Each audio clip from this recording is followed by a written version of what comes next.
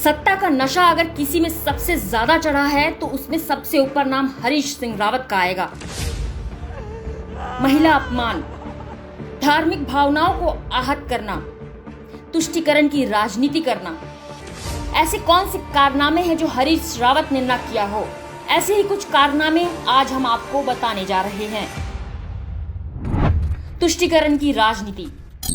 एक समुदाय को खुश करने और वोट बैंक बढ़ाने के लिए हरीश रावत ने घोषणा की थी कि अल्पसंख्यक कर्मचारियों को सप्ताह में एक बार नमाज पढ़ने के लिए 90 मिनट का ब्रेक दिया जाएगा और यह ब्रेक 12:30 बजे से 2 बजे तक का होगा। यानी इस समय कोई भी सरकारी आदमी काम नहीं करेगा। गंगा को घोषित किया नहर।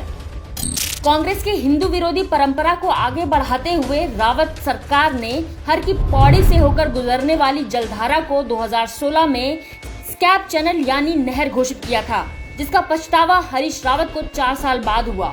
जनता और संतों से अपने इस पाप के लिए उन्हें माफी भी मांगनी पड़ी। तो तत्कालिक कारण से हमने पत्र लिखा था, उसको लेकर के जितने लोगों की भी भावनाएं आहत हुई हों, मैं उन सब से बहुत क्षमा चाहता हूँ। महिला अपमान। कांग्रेसियों को कुछ आता हो या ना आता हो, पर महिलाओं का अपमान करना अच्छे से आता है। तस्वीर में देखकर आप अंदाजा लगा सकते हैं कि मदद मांगने आई महिला पैर पकड़कर रो रही है, मदद के लिए गिड़गिड़ा रही है, लेकिन ये पत्थर दिल इंसान कुर्सी पर बैठा हुआ है और मुस्कुरा रहा है। 2013 उत्तराखंड बाढ़ त्रासदी में भ्रष्टाचार। आरटीआई में खुलासा हुआ कि जब लाखों लोग भूख से तड़प रहे थे, तब रावत सरकार अपने अधिकारियों को राहत सहायता से प्रतिदिन 7,000 रुपए का भत्ता दे रही थी। इतना ही नहीं, अधिकारियों ने भ्रष्टता की सारी सीमा पार करते हुए 194 रुपए की दर से आधा लीटर दूध खरीदा। साथ ही 98 लाख रुपए हेलीकॉप्टर ईंधन पर खर्च कर दिए। बाढ़ पीड़ितों की मदद से ज्यादा दिखावा करना। रावत सरकार इतने सबसे कहां रुकने वाली थी? आपदा में भी सरकार को अपनी छवि चमकाने की सूझ रही थी। पीड़ितों के हक को मारते हुए केदारनाथ आपदा राहत कोष से रावत सरकार ने विराट कोहली को 47 लाख रुपए भी दे दिए थे। पैसे लेकर आबकारी नीति बदली।